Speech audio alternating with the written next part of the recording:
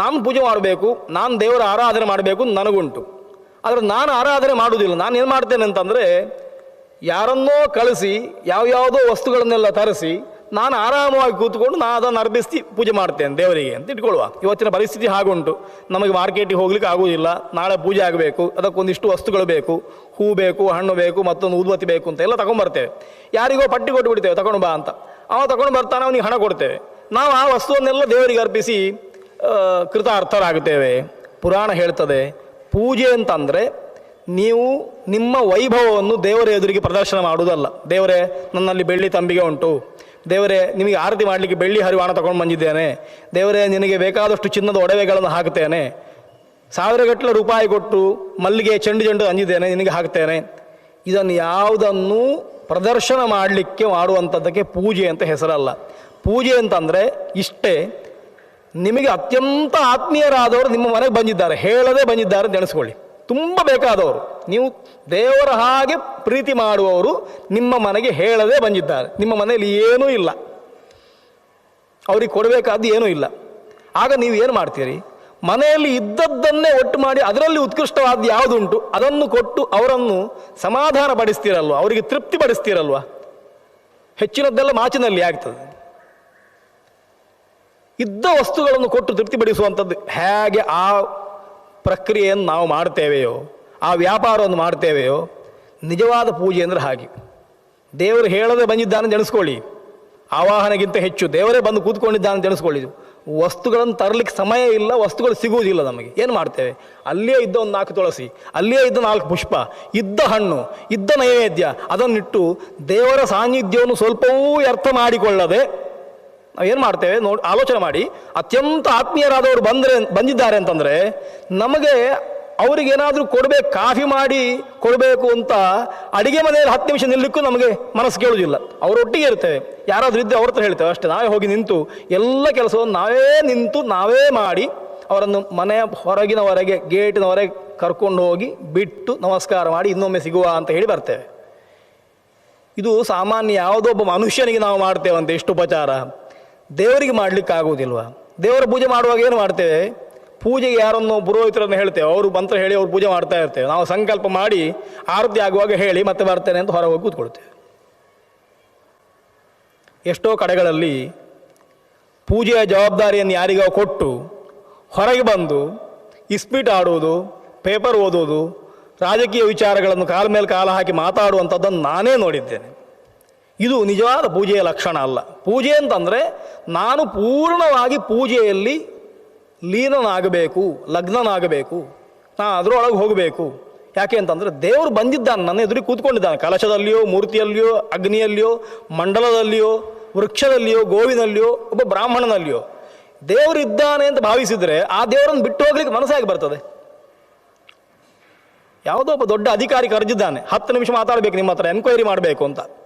ಅವನ ಎದುರಿಗೆ ಕೈ ಕಟ್ಟಿ ಕೂತ್ಕೊಳ್ತೇವೆ, ನೆಟ್ಟ ಕಣ್ಣಿಂದ ಅವನನ್ನು ನೋಡ್ತೇವೆ, ಆಚೀಚೆ ನೋಡುವುದಿಲ್ಲ. ಕೇಳಿದ ಎಲ್ಲ ಪ್ರಶ್ನೆಗಳಿಗೆ ಉತ್ತರ ಕೊಟ್ಟು ಬೆವತು ಹೊರ ಬರುವುದಿಲ್ವಾ? ಆ ಅಧಿಕಾರಿಗಿಂತ ದೇವರು ಸಣ್ಣವನ?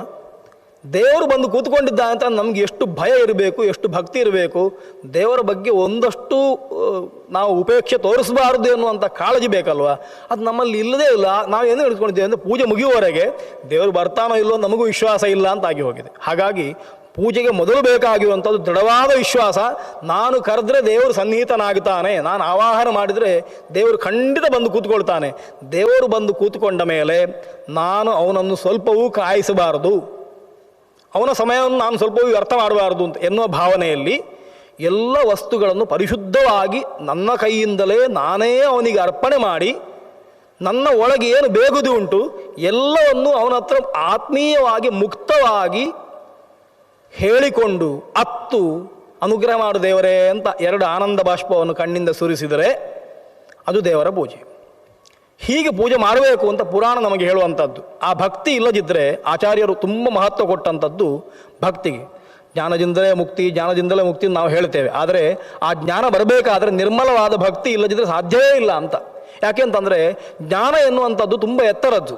ಅದನ್ನು ಪಡಿಬೇಕು ಅಂತಂದರೆ ದೇವರ ಸ್ವರೂಪ ಜ್ಞಾನ ಬೇಕಲ್ವಾ? ದೇವರು ಹೇಗಿದ್ದಾನೆ ಅಂತ ಗೊತ್ತಬೇಕು, ಅವರ ಪರಿಚಯ ಬೇಕು. ಪರಿಚಯ ಇಲ್ಲದವನಿಗೆ ಅವನೊಟ್ಟಿಗೆ ನೀವು 1-2-3 ದಿವಸ ಎಲ್ಲಿಯಾದರೂ ಪ್ರಯಾಣ ಮಾಡಿ ಅಂತ ಹೇಳಿದರೆ ನಾವು ಹೇಳ್ತೇವೆ ಒಂದು ಅರ್ಧ ಗಂಟೆ ಮೊದಲು ಅವ್ರ ಹತ್ರ ಮಾತಾಡಲಿಕ್ಕೆ ಬಿಡಿ, ಅವರ ಪರಿಚಯ ಆಗಲಿ, ಆಮೇಲೆ ಮತ್ತೆ ಪ್ರಯಾಣ ಮಾಡುವ, ಅವರೊಟ್ಟಿಗೆ ವ್ಯವಹಾರ ಮಾಡುವ, ಏನು ಬೇಕಾದ್ರೂ ಮಾಡುವ. 50 ರೂಪಾಯಿ ವ್ಯಾಪಾರ ಮಾಡಬೇಕಾದ್ರೆ ಅವನ ಪರಿಚಯ ಉಂಟಾ ಅಂತ ಕೇಳ್ತೇವೆ ನಾವು. ದೇವರ ಹತ್ರ ಆರಾಧನೆ ಮಾಡಬೇಕಾದ್ರೆ ದೇವರ ಪರಿಚಯ ಬೇಕು. ಆ ಪರಿಚಯ ಅಂತಂದರೆ ಅದು ಭಕ್ತಿಗೆ ಕಾರಣವಾಗಿರುವಂಥದ್ದು. ಆ ಪರಿಚಯವನ್ನು ಪಡೆದುಕೊಂಡ ಮೇಲೆ ದೇವರಲ್ಲಿ ವಿಶ್ವಾಸ ಬರ್ತದೆ, ದೇವರಲ್ಲಿ ಭಕ್ತಿ ಬರ್ತದೆ. ದೇವರು ಅಂದರೆ ನನ್ನ ಅಣ್ಣ ತಮ್ಮಂದಿರ ಹಾಗೆ, ನನ್ನ ತಂದೆ ತಾಯಿ ಹಾಗೆ, ಅಥವಾ ನನ್ನ ಗುರುಗಳ ಹಾಗೆ, ಅವರಿಗಿಂತ ಎತ್ತರದವ ಅಂತ ಈ ರೀತಿಯ ಭಾವನೆ ಬಂದ ಮೇಲೆ ದೇವರ ಆರಾಧನೆಯನ್ನು ಮಾಡಲಿಕ್ಕಾಗುತ್ತದೆ. ಹಾಗಾಗಿ ಪುರಾಣ ಹೇಳುವಂಥದ್ದು, ನಾವು ಅನ್ಯಾರ್ಜಿತವಾದಂತಹ ಯಾರೋ ಸಂಪಾದನೆ ಮಾಡಿದಂತಹ ವಸ್ತುಗಳನ್ನು ಹಿಡ್ಕೊಂಡು ಬಂದು ಆ ದ್ರವ್ಯದಿಂದ ದೇವರಿಗೆ ಪೂಜೆ ಮಾಡಿದರೆ ದೇವರಿಗೆ ತೃಪ್ತಿ ಆಗುವುದಿಲ್ಲ, ನಮಗೆ ತೃಪ್ತಿ ಆಗಿತ್ತು. ಅಥವಾ ದೇವರ ಎದುರಿನಲ್ಲಿ ವೈಭವವನ್ನು ಪ್ರದರ್ಶನ ಮಾಡಲಿಕ್ಕೆ ಹೋದರೆ ದೇವರಿಗೆ ಖಂಡಿತ ತೃಪ್ತಿ ಆಗುವುದಿಲ್ಲ. ಯಾಕೆ ಅಂತಂದರೆ ದೇವರಿಗೆ ನಮ್ಮಲ್ಲಿ ಇರುವುದಕ್ಕಿಂತ ಅನಂತ ಪಟ್ಟು ಹೆಚ್ಚಿನ ಸಂಪತ್ತುಗಳು ಅವನಲ್ಲಿ ಉಂಟು. ನಮ್ಮದು ಯಾವುದೂ ಅಲ್ಲ. ನಾವು ಇಡುವ ಬೆಳ್ಳಿ ತಂಬಿಗೆಯೋ ನಾವು ಹಾಕುವಂಥ ಚಿನ್ನದ ಸರವೋ ದೇವರಿಗೆ ಎಂಥದೂ ಅಲ್ಲ. ಹಾಗಿರುವಾಗ ಏನು ಬೇಕು ಅಂತಂದರೆ ಪೂಜೆಗೆ ಬೇಕಾದ ಪ್ರತಿಯೊಂದನ್ನು ನಾವೇ ತಯಾರು ಮಾಡಿಕೊಳ್ಬೇಕು. ಹೂವನ್ನು ನಾವೇ ಕೊಯ್ಯಬೇಕು, ತುಳಸಿಯನ್ನು ನಾವೇ ಕೊಯ್ಯಬೇಕು, ಮಾಲೆಯನ್ನು ನಾವೇ ಕಟ್ಟಬೇಕು, ನೈವೇದ್ಯವನ್ನು ನಾವೇ ಮಾಡಬೇಕು. ಹೀಗೆ ಯಾವ ವಸ್ತುಗಳನ್ನು ಅರ್ಪಿಸ್ತೇವೆ ಎಲ್ಲವನ್ನು ನಾವು ಮುಂದೆ ನಿಂತು ನಮ್ಮ ಕಾಳಜಿಯಲ್ಲಿ ಅದಾಗಿ ಅದನ್ನು ಸ್ವತಃ ನಾವೇ ದೇವರಿಗೆ ಅರ್ಪಿಸಿ ಕೃತಾರ್ಥರಾಗಬೇಕು. ಈ ರೀತಿಯಲ್ಲಿ ದೇವರ ಆರಾಧನೆ ಮಾಡಬೇಕು ಅಂತ ಪುರಾಣ ಹೇಳಿ, ಅನ್ಯಾರ್ಜಿತವಾದ ದ್ರವ್ಯಗಳನ್ನು ತಂದು ಸುಮ್ಮನೆ ಯಾಂತ್ರಿಕವಾಗಿ ಅರ್ಪಿಸಿದರೆ ಆ ಪೂಜೆಯನ್ನು ಭಗವಂತ ಸ್ವೀಕಾರ ಮಾಡುವುದಿಲ್ಲ ಅಂತ ಸಾಕ್ಷಾತ್ ಶಿವನೇ ಉಪದೇಶ ಮಾಡ್ತಾನೆ. ಆ ದೃಷ್ಟಿಯಿಂದ ಕಾರ್ತಿಕೇಯನಿಗೆ ಆ ದೃಷ್ಟಿಯಿಂದ ದೇವರ ಪೂಜೆ ಎನ್ನುವಂಥದ್ದಕ್ಕೆ ಪುರಾಣ ಎಷ್ಟು ಮಹತ್ವ ಕೊಟ್ಟಿದೆ ಅಂತ ಗೊತ್ತಾಗ್ತದೆ. ಒಂದಿಷ್ಟು ವಿಷಯಗಳು ಪದ್ಮಪುರಾಣದಲ್ಲಿ ಇಷ್ಟು ಖಂಡಗಳಲ್ಲಿ ಪ್ರಸ್ತುತವಾದಂಥದ್ದು. ಇನ್ನು ನಾವು ನೋಡಬೇಕಾದಂಥದ್ದು ಪದ್ಮಪುರಾಣದ ಒಳಗೆ ಗರ್ಭಿತವಾಗಿರುವ ಅನೇಕ ಅಂಶಗಳನ್ನು ಮಧ್ವಾಚಾರ್ಯರು ಅವರ ಎಲ್ಲ ಗ್ರಂಥಗಳಲ್ಲಿ, ಸರ್ವಮೂಲ ಗ್ರಂಥಗಳು ಅಂತ ಕರೀತೇವೆ, ಆ ಗ್ರಂಥಗಳಲ್ಲಿ ಅಲ್ಲಲ್ಲಿ ಅವರು ಅದನ್ನು ಉದ್ಧಾರ ಮಾಡ್ತಾರೆ. ನಾನು ಹೇಳ್ತಾ ಇಲ್ಲ, ಪದ್ಮಪುರಾಣ ಹೀಗೆ ಹೇಳ್ತಾ ಉಂಟು, ಪದ್ಮಪುರಾಣ ಹೀಗೆ ಹೇಳ್ತಾ ಉಂಟು ಅಂತ ಪದ್ಮ ವಚನಗಳನ್ನು ಇತಿಪಾದ್ಮೆ ಅಂತ ಬರೀತಾರೆ. ಆ ವಚನಗಳು ಪದ್ಮಪುರಾಣದಲ್ಲಿರುವ ಮುತ್ತುಗಳು. ಆಚಾರ್ಯರು ಸ್ಪರ್ಶ ಮಾಡಿದ್ದಾರೆ, ಅದನ್ನು ಮುಟ್ಟಿದ್ದಾರೆ, ಉದ್ಧಾರ ಮಾಡಿದ್ದಾರೆ ಅಂತಂದರೆ ನಮಗೆ ಅದ್ಭುತವಾದಂಥದ್ದು. ಹಾಗಾಗಿ ಅಂತಹ ಕೆಲವು ಮಾತುಗಳನ್ನು ನಾವು ನೋಡಬೇಕು. ನಾನು ಮೊದಲನೇ ದಿವಸದ ಉಪನ್ಯಾಸದಲ್ಲಿ ಆಚಾರ್ಯರೇ ಉದ್ಧಾರ ಮಾಡಿದ ಒಂದು ಮಾತನ್ನು ಹೇಳಿದ್ದೆ. ಕೃಷ್ಣದ್ವೈಪಾಯನಂ ವ್ಯಾಸಂ ವಿಧಿ ನಾರಾಯಣಂ ಪ್ರಭುಂ ಕೋಖ್ಯನ್ಯ ಪುಂಡರೀಕಾಕ್ಷಾತ್ ಮಹಾಭಾರತ ಕೃದ್ಭವೇತ್. ವ್ಯಾಸರನ್ನು ಸಾಕ್ಷಾತ್ ನಾರಾಯಣ ಅಂತಲೇ ಭಾವಿಸಬೇಕು, ನಾರಾಯಣನೇ ಆಗಿದ್ದಾನೆ. ಯಾಕೆ ಅಂತಂದರೆ ವ್ಯಾಸರು ಭಗವಂತ ಅಲ್ಲದಿದ್ದರೆ ಮಹಾಭಾರತವನ್ನು ಬರಲಿಕ್ಕೆ ಸಾಧ್ಯ ಇಲ್ಲ, ಅಥವಾ ಭಗವಂತ ಅಲ್ಲದೆ ಇನ್ನೊಬ್ಬ ಮಹಾಭಾರತವನ್ನು ಬರಲಿಕ್ಕೆ ಸಾಧ್ಯ ಇಲ್ಲ ಅಂತ. ಆ ದೃಷ್ಟಿಯಿಂದ ಆ ವಚನವನ್ನು ನಾನು ಮೊದಲನೇ ದಿವಸ ಉಲ್ಲೇಖ ಮಾಡಿದ್ದೆ. ಆಮೇಲೆ ಅಲ್ಲಲ್ಲಿ ಸಿಗುವ ಕೆಲವು ವಚನಗಳನ್ನು ನೋಡ್ತಾ ಬರುವ ಭಗವಂತ ಹೇಗಿದ್ದಾನೆ ಎನ್ನುವುದಕ್ಕೆ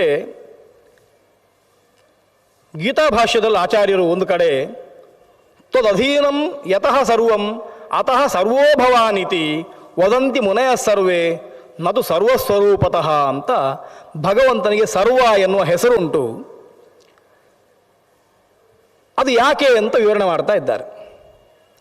ಭಗವಂತನಿಗೆ ಸರ್ವ ಅಂತ ಹೆಸರುಂಟು. ಸರ್ವಸ್ಯ ಚಾಹಂ ಹೃದಯ ಸನ್ನಿವಿಷ್ಟ ಇತ್ಯಾದಿ ಕಡೆಗಳಲ್ಲಿ ನಾನು ಎಲ್ಲದರ ಒಳಗಿದ್ದಾನೆ ಎಂದು ಭಗವಂತ ಪ್ರತ್ಯಕ್ಷನಾಗಿ ಹೇಳಿದ್ದಾನೆ. ಸರ್ವ ಎನ್ನುವ ಶಬ್ದ ಭಗವಂತನನ್ನು ಹೇಳ್ತದೆ. ಆದ್ದರಿಂದ ಸರ್ವ ಎನ್ನುವುದಕ್ಕೆ ಏನು ಅರ್ಥ ಅಂತಂದರೆ ಎಲ್ಲವೂ ಭಗವಂತನೇ ಆಗಿದ್ದಾನೆ ಅಂತ. ಎಲ್ಲವೂ ಭಗವಂತನೇ ಆಗಿದ್ದಾನೆ ಅಂತಂದರೆ ಮರ, ಕಲ್ಲು, ಮಣ್ಣು, ಕಂಬ ಅದೆಲ್ಲ ಭಗವಂತನ ಸ್ವರೂಪವೇ ಅಂತ ನಮಗೆ ಮನಸ್ಸಿನ ಆಲೋಚನೆ ಬರ್ತದೆ. ಅದೇ ದೇವರು ಅಂತ.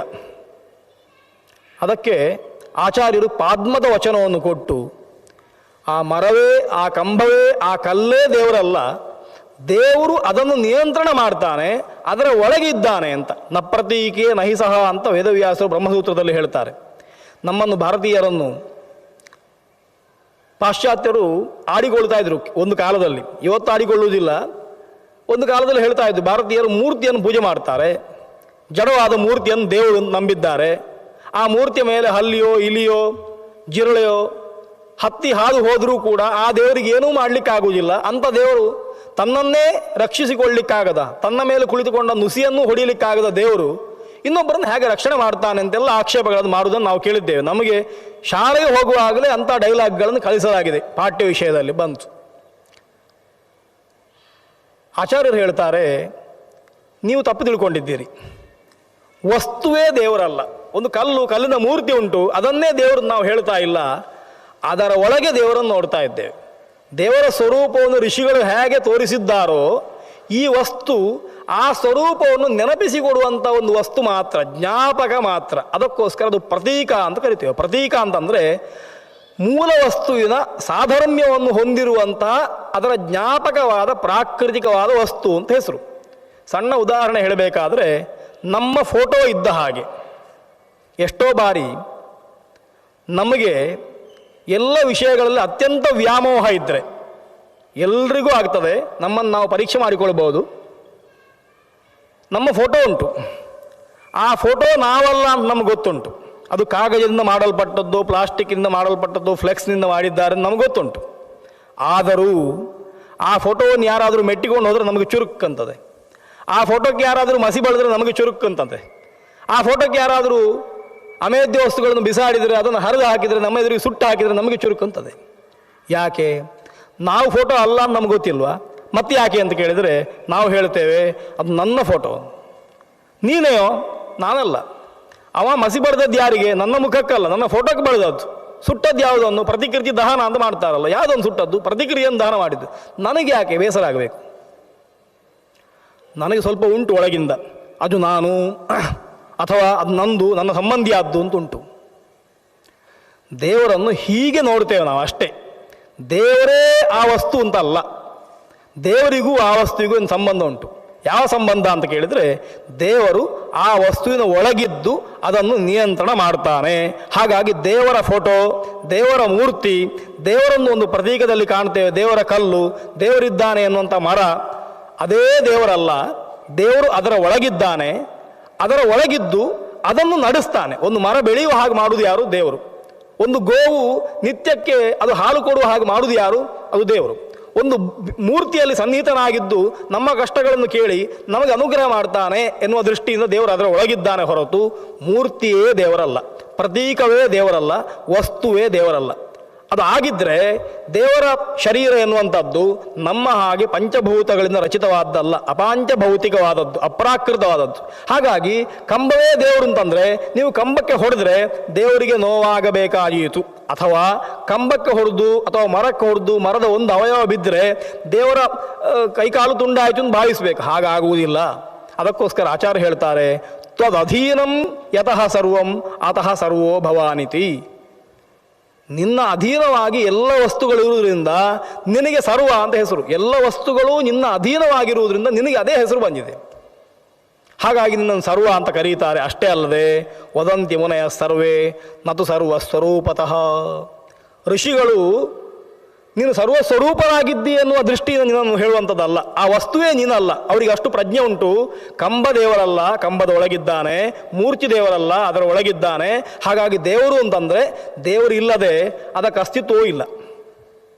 ಎಲ್ಲಿವರೆಗೆ ನೋಡಿ, ಒಂದು ಕಂಬ ಆಗಿರಬೇಕಾದ್ರೆ ದೇವರು ಅದರೊಳಗಿರಬೇಕು. ಆದರೆ ಕಂಬವೇ ದೇವರಲ್ಲ. ನಮ್ಮ ದೇಹ ಹೇಗೆ ನಾವಲ್ಲವೋ, ದೇಹದ ಒಳಗೆ ಮತ್ತೊಂದು ನಾನು ಅಂತ ಹೇಳುವಂಥದ್ದುಂಟು. ಅದು ಯಾವತ್ತೂ ಸಾಯುವುದಿಲ್ಲ, ಅದು ಯಾವತ್ತೂ ಹುಟ್ಟುವುದಿಲ್ಲ, ಅದು ಬೇರೆ ಆಗಿರ್ತದೆ.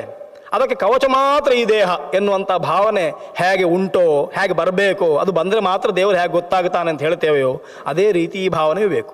ನಾವು ಕಣ್ಣೆದುರಿಗೆ ಕಾಣುವಂಥ ವಿಗ್ರಹ, ಆ ವಿಗ್ರಹಕ್ಕೆ ಔತ್ಕೃಷ್ಟಿ ಇರ್ಬೋದು. ವಿಗ್ರಹ ಮಹಾತ್ಮರು ಪೂಜೆ ಮಾಡಿದ್ದು, ವಿಗ್ರಹ ಎನ್ನುವಂಥದ್ದು ಅದು ವಿಶಿಷ್ಟವಾದಂಥದ್ದು, ಲೋಕೋತ್ತರವಾದಂಥದ್ದು, ಆ ವಿಷಯಕ್ಕೆ ವಿರೋಧ ಇಲ್ಲ. ವಿಗ್ರಹವೂ ಬೇಕು, ಪೂಜ್ಯವೇ. ಆದರೆ ವಿಗ್ರಹವೇ ದೇವರಲ್ಲ, ವಿಗ್ರಹದ ಒಳಗೆ ದೇವರಿದ್ದಾನೆ, ಅದನ್ನು ನಡೆಸುವವನು ದೇವರು ಎನ್ನುವ ಭಾವನೆ ಬೇಕು. ಇದು ಎಲ್ಲ ವಸ್ತುಗಳಿಗೆ ಸಂಬಂಧಪಡ್ತದೆ. ಕೇವಲ ಫೋಟೋಕ್ಕೋ ಮೂರ್ತಿಗೂ ಮಾತ್ರ ಅಲ್ಲ, ಇಡೀ ಲೋಕದಲ್ಲಿರುವಂತಹ ಎಲ್ಲ ಚರಾಚರ ವಸ್ತುಗಳು, ಜೀವ ಇರುವಂಥ ವಸ್ತುಗಳು, ನಮ್ಮನ್ನು ಸೇರಿಸಿ ಎಲ್ಲ ಮನುಷ್ಯರನ್ನು ಪ್ರಾಣಿಗಳನ್ನು ಸೇರಿಸಿಕೊಂಡು ಎಲ್ಲ ವಸ್ತುವಿನ ಒಳಗೆ ಭಗವಂತ ಇದ್ದಾನೆ ಎನ್ನುವ ಸರ್ವಸ್ಯ ಚಾಹಂ ಹೃದಯ ಸನ್ನಿವಿಷ್ಟ ಎನ್ನುವ ಭಗವಂತನ ಮಾತು. ಎಲ್ಲರ ಒಳಗೆ ನಾನು ಇದ್ದೇನೆ, ಅದನ್ನು ನೆನಪಿಟ್ಟುಕೊಳ್ಬೇಕಷ್ಟೇ ಹೊರತು ವಸ್ತುವನ್ನೇ ದೇವರು ಅಂತ ಭಾವಿಸಬಾರದು ಎನ್ನುವ ವಿಷಯವನ್ನು ಹೇಳಲಿಕ್ಕೆ ಆಚಾರ್ಯರು ಗೀತಾಭಾಷ್ಯದಲ್ಲಿ ಈ ಮಾತನ್ನು ಉಲ್ಲೇಖ ಮಾಡಿ ಇತಿ ಪಾದ್ಮೆ ಅಂತ ಬರೀತಾರೆ.